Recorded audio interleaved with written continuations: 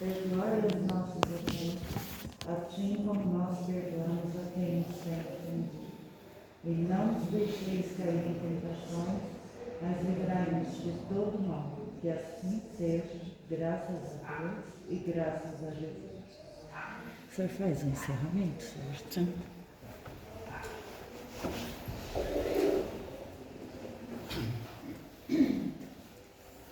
Boa tarde a todos. Boa tarde.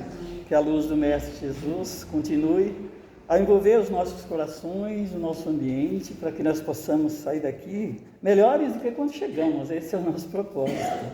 Saudamos também a equipe espiritual, que com muito amor e carinho nos recebe e nos prepara a hora antes de nós chegarmos, tudo aquilo que nós precisamos, não é o que nós queremos, não. Para que nós possamos daí para frente dar rumo às nossas trajetórias, né? A nossa caminhada, cada um tem o seu projeto de vida reencarnatória e sabe conduzi-lo. E aqui nós vamos reabastecer, né? Vamos compartilhar, conectar com essa equipe de amor aqui, que aqui está nessa casa abençoada. E hoje nós vamos lembrar uma das passagens do Mestre Jesus, que é uma alegria imensa estar lembrando do que ele deixou quando aqui passou, que nada escreveu, só exemplificou. Tudo o que ele falou foi anotado pelos 4 evangelistas que nós conhecemos, que é João, Mateus, Marcos e Lucas, né? E hoje nós vamos ver o que João anotou no capítulo 4, versículo 13. Diz o seguinte, que é o tema da nossa tarde, que é Jesus, fonte de água viva. João anotou lá no capítulo 4, versículo 13.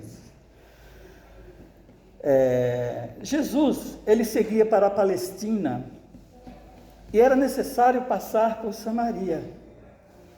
Não tinha como não passar lá.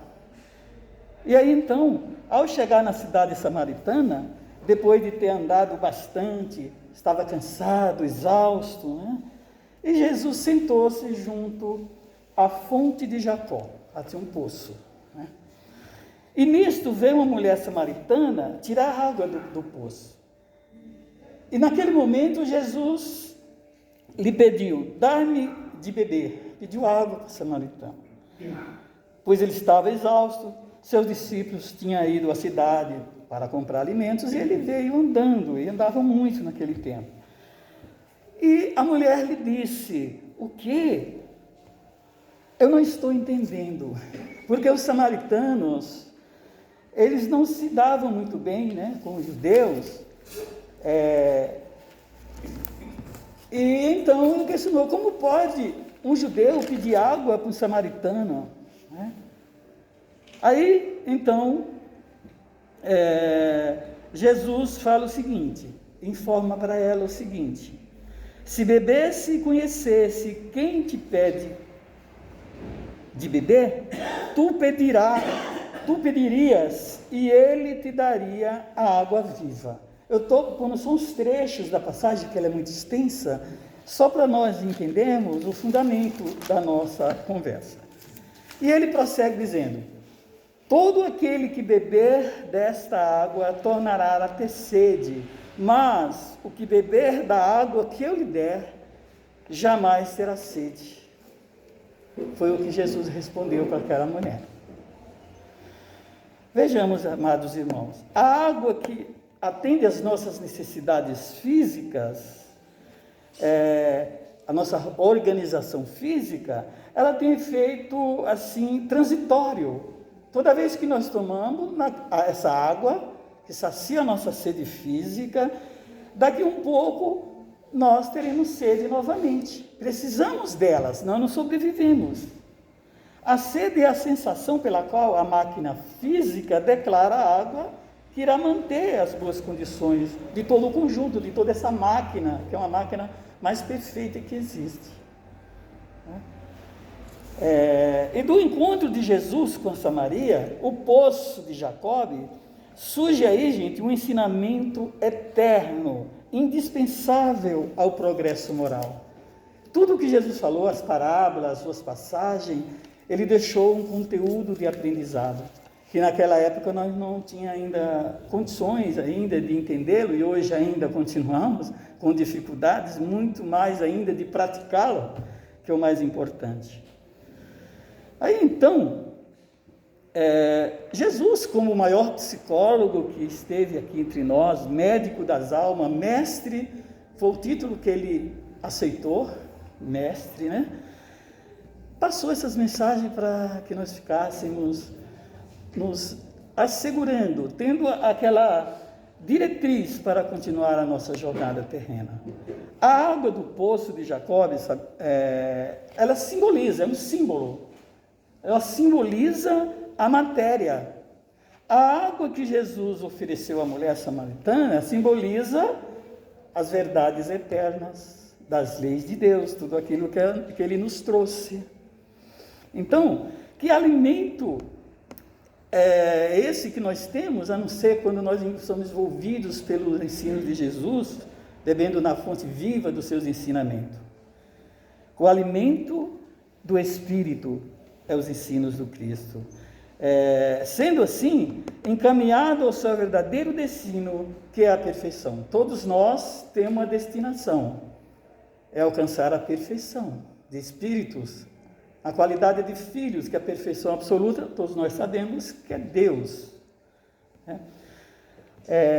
Mas aquele que bebe a água material torna a ter sede. Aquele, porém, que bebe a água viva, representada pela moral ensinada por Jesus, não mais terá sede. Aqui está falando, que nós devemos compreender, referente ao espírito imortal. Quando nós atingirmos a perfeição, a pureza de espírito, não precisamos mais estar voltando à carne, porque já alcançamos a pureza de espírito. Sim, como missão. Jesus precisaria estar encarnando entre nós? Não, mas ele assim o quis, por amor à humanidade. Então,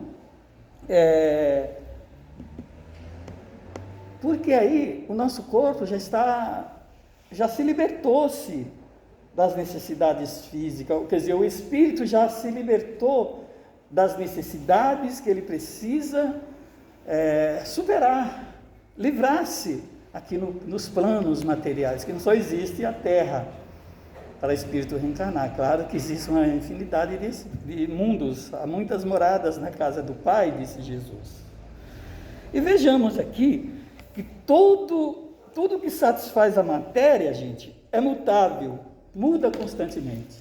Muda as leis, nós estamos em constante mudança, somos mutantes, mudamos.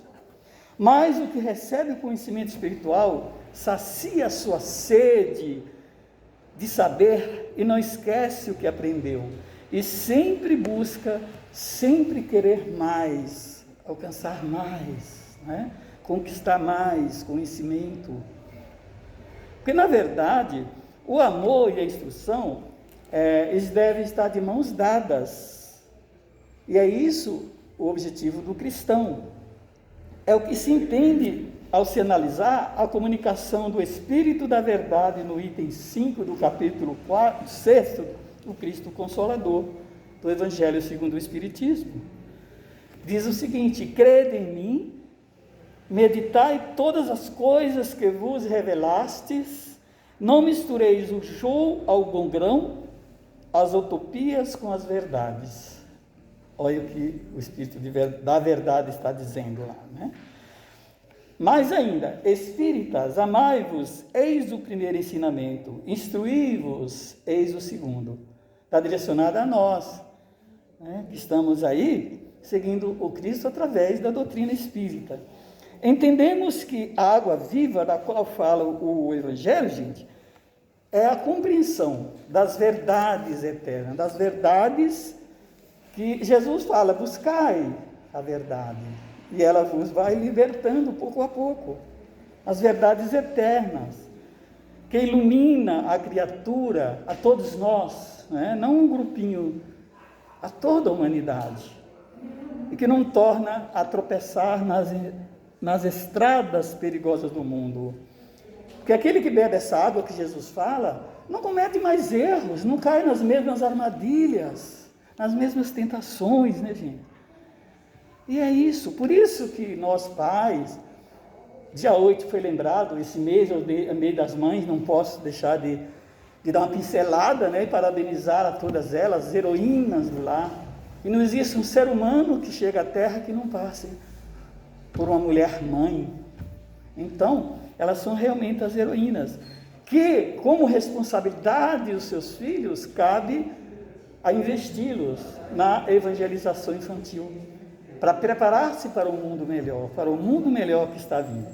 Então, nesse mundo de expiações de prova, do qual nós estamos estagiando, existem muitas pessoas ansiosas, desatinadas, que buscam saciar a sua sede nas águas enganosas, nas veredas dos vícios. Quantos não desencaminham buscando saciar a sede nesses poços que levam, né, às perturbações? Porque os vícios, gente, são os poços sedutores que oferecem euforia, em princípio, mas nos jogam lá no fundo em quê? Em tormentos, perturbações, em desequilíbrios.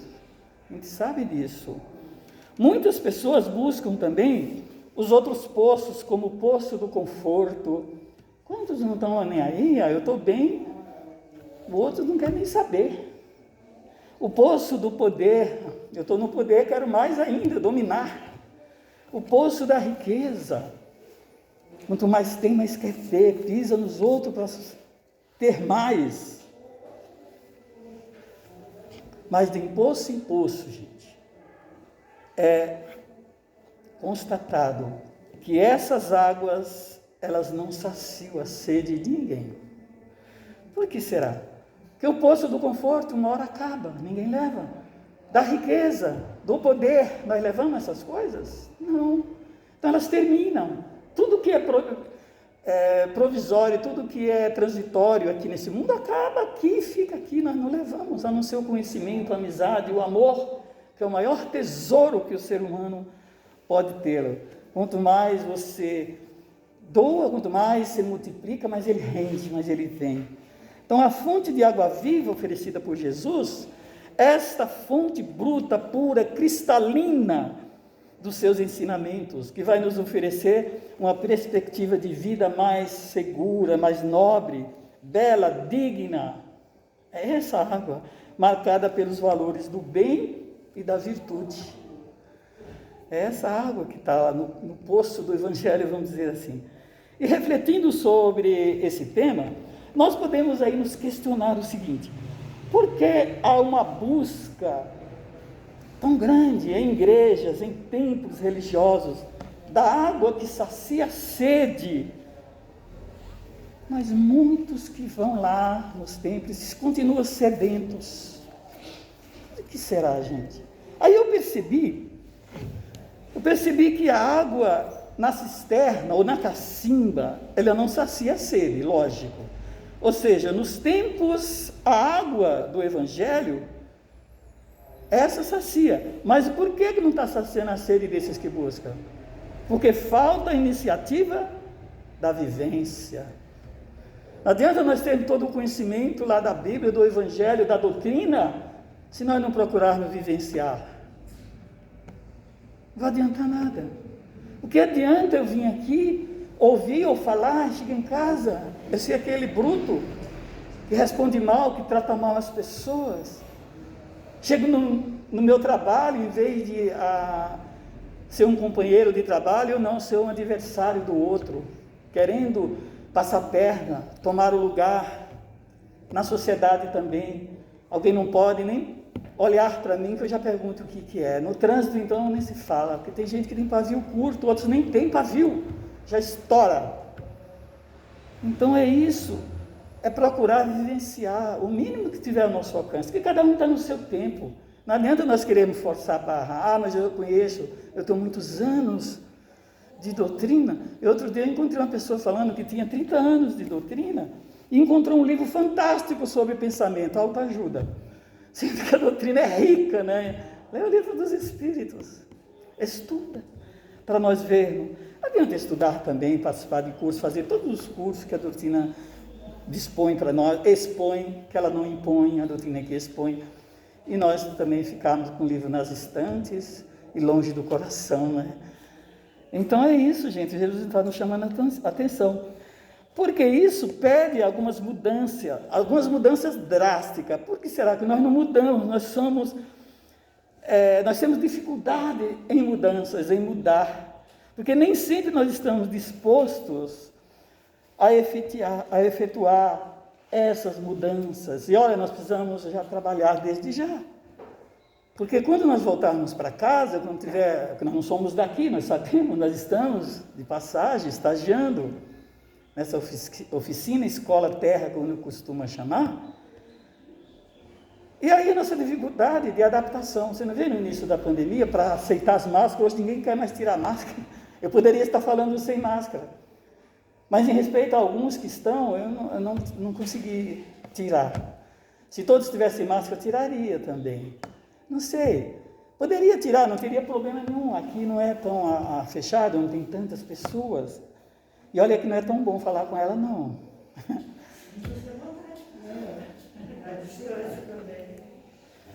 Então, quem sabe até o final eu tiro. A gente vai, de repente falta até a ufa. Tá bom. Então, quais são as dificuldades que nós temos, por exemplo, de perdoar?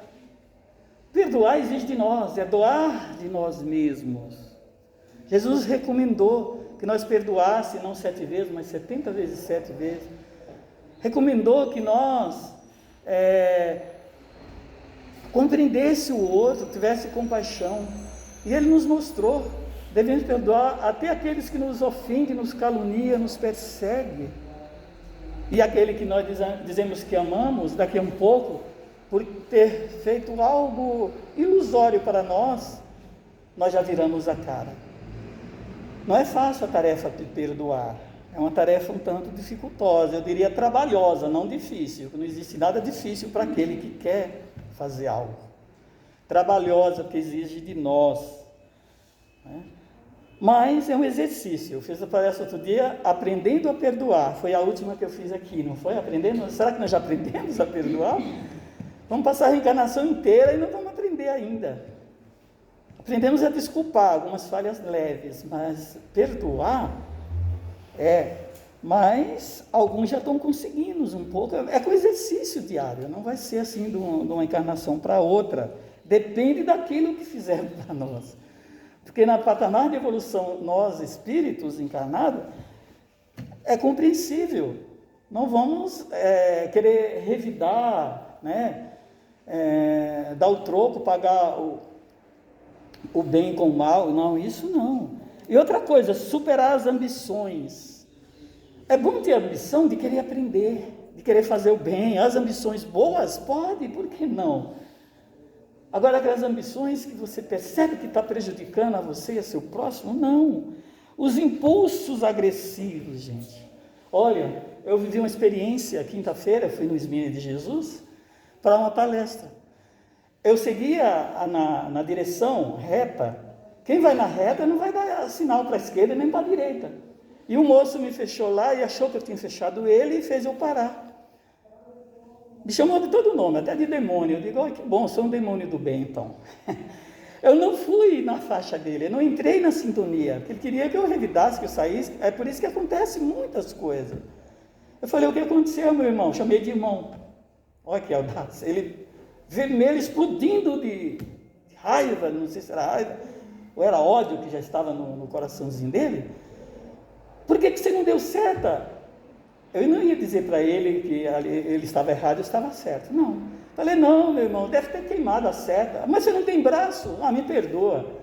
Quem não erra nesse mundo? Eu errei. Me perdoa, então. Segue em paz. Foi o que eu fiz. Fui embora. Quando eu falei segue em paz, quando eu falei, foi eu confessei que tinha assumido o erro mesmo, assim, tá? Eu não ia discutir jamais. Então, por causa de uma pequena... Porque eu fui direto, ele queria entrar, e ele estava pela direita ainda, errado estava. Não pode se passar o outro pela direita, pela esquerda, a gente sabe. Mas tudo bem. E outra coisa, combater os impulsos agressivos também é isso, e ajudar o semelhante. Nós estamos no exercício diário de praticar o bem sem olhar a quem, o grande ditado, né? É ajudar o semelhante, se comover. Hoje nós estamos lá com sensibilidade maior do que tempos atrás. Antes nós éramos grotescos demais. Nós cometíamos barbaridades. Hoje nós já estamos pensando 2 vezes em falar mal daquele. Quando nós começamos alguém falar, antes nós alimentava, a indulgência passava bem distante. Hoje nós estamos parando para pensar, não alimentamos mais aquela conversa, mudamos de assunto, já é alguma coisa, estamos melhorando, não é? Segundo os benfeitores espirituais, o semelhante é a ponte que nos leva a Deus, ao nosso Pai, de atender os seus próprios filhos, e é verdade, Deus atende aos seus filhos através dos próprios filhos. Às vezes nós estamos passando por uma dificuldade, um desafio, e alguém aparece na nossa vida. Estamos na faixa do maior desemprego do país, alguém vem, nos ajuda, dá uma força, aí eu lá trabalhando, né? Sempre nós temos uma luz no fim do túnel, sempre tem uma luz. É o retorno das nossas orações, que nós queremos para ontem e vem no momento certo. Então a meta do Espírito, gente, é a perfeição, isso nós sabemos, que só pode ser conquistada após o período de longo aprendizado, claro. E na questão 624 do Livro dos Espíritos, Kardec faz alguns comentários sobre o Espírito na sua trajetória, que para alcançar uma certa elevação, não precisa certamente frequentar, né, quais religiões queira, mas o que faça a caridade com amor. Fora da caridade não há salvação. Não é as igrejas que vão salvar ninguém, é a religiosidade, é a prática daquilo que você vive. Todos têm uma missão a cumprir, com certeza. E Jesus foi o maior missionário que passou na terra, né, entre nós. Pois o legítimo missionário, qual seria? É aquele homem, ou aquela pessoa, vamos dizer assim, que respeita os outros, que não fere a ninguém, que não insulta, que não critica, né? É isso, que não tem ódio, não inveja, não tem ciúmes. Esse é o verdadeiro missionário. À altura de Jesus, coisa que nós estamos um pouco distantes. Vai nos dizer que nós somos capazes? Somos de fazer. Por isso que ele diz, tudo o que eu fiz, tu fará muito mais do que imaginei. Aquele que perdoa sempre as ofensas. Nós perdoa de vez em quando algumas, não é? Mas nós estamos a caminho de perdoar todas as ofensas alheias, que bebe na fonte viva dos ensinos de Jesus, da boa nova que ele trouxe para todos nós.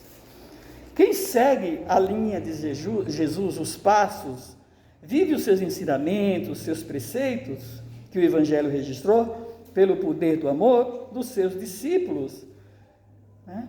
Fez uma bela opção, que nós somos livres para escolher, nós vivemos, somos resultado das nossas próprias escolhas.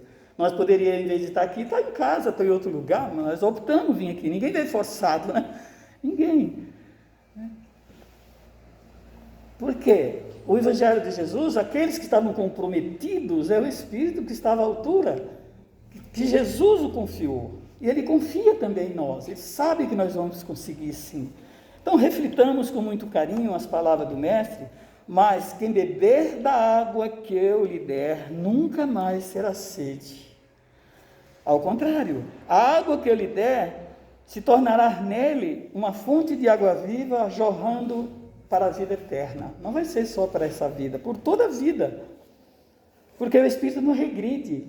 À medida que você adquire uma certa evolução, você não volta mais atrás. Você não torna-se um anjinho para depois voltar a ser um demoninho. Não, a evolução é constante. Vejamos, a mulher de Samaria, ela precisava de várias vezes encher aquele vaso para saciar a sua sede. E Jesus usa essa metáfora, que é uma metáfora, né, para nos alertar, um alerta. Jesus deu alerta sobre a alimentação espiritual. O que é que nós devemos fazer para nos fortalecer espiritualmente? Através de quê? Do cristianismo. O cristianismo, pois ele é o caminho, Jesus é o caminho, a verdade e a vida, ele mesmo disse, e ninguém irá ao Pai a não ser por ele. E assim, nós conseguiremos nos libertar da sede que representa nossas imperfeições morais. Foi essa água viva, com a abundância do amor de Jesus, resta-nos, gente, descobrir esse poço de eternidade no trabalho incessante da caridade. E é isso. José Carlos de Lucas, eu sei que muitos conhecem, já viram falar, no livro Sempre Melhor, ele deixa uma mensagem para a gente encerrar, fantástica. Ele diz o seguinte: Jesus tem a fonte de água da nossa paz. Se nós estivermos irritados, no caso, usemos a água da paciência. Se nosso orgulho estiver ferido, usemos a água da humildade. Se nosso coração estiver cheio de mágoas, usemos a água do perdão. Olha a recomendação, tudo que o Mestre falou.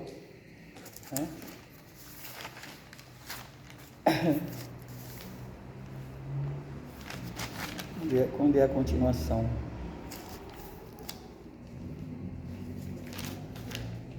Use a água do perdão. Me parece que faltou água nas minhas anotações, mas é isso que ele quis dizer, para que nós pudéssemos vivenciar esses ensinos do Cristo. É um convite que todas as vezes que a gente vem, traz a mensagem de Jesus, e ele é sempre um convite à nossa própria libertação, ao nosso próprio crescimento. Que possamos aí estar bebendo na fonte da água viva dos seus ensinos, para prosseguir realmente nessa caminhada repleta de amor e muita luz. Que Deus abençoe. Muita paz a todos, queridos irmãos. Tá. Você termina, né? Sim, para encerrar, né? Vamos aproveitar esse clima de paz, de tranquilidade,